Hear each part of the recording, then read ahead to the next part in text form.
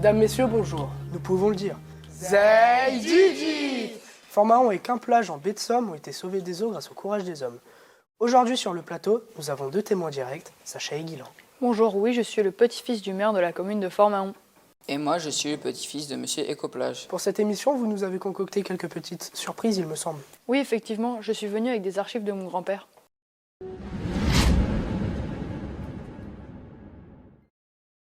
On est à Fort-Mahon et il ne faut pas oublier que dans les années 50, lorsque l'on a développé le tourisme en France, la demande était d'être le plus proche de la mer. On a même créé des remblais qui sont des terres gagnées sur la mer. Les lotissements touristiques sont construits sur la dune et les remblais. Le problème est que les courants vont du sud vers le nord et déplacent le sable vers le haut de Fort-Mahon. Un déficit de sable se crée sur la digue sud. Nous devons donc réensabler constamment. Mais c'est un gouffre financier car ça nous coûte tout de même 250 000 € par an.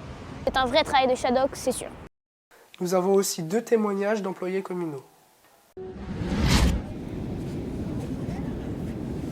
Nous ramassons le sable du nord et à l'aide de la remorque, nous le déplaçons vers le sud.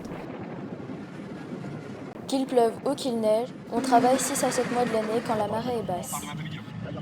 On cherche à peu près 40 à 50 remorques de 17 à 18 tonnes par jour.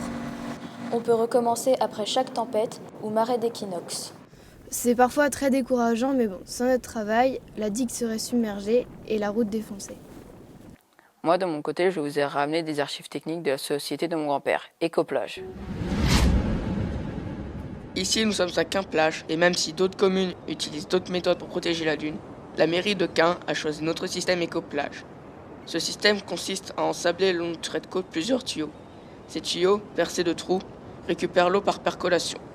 L'eau est ensuite acheminée vers un déversoir, puis renvoyée 300 mètres plus loin dans la mer grâce à un système de pompage de 3 fois 300 mètres cubes. C'est le fameux bunker. Son véritable nom est l'exutoire.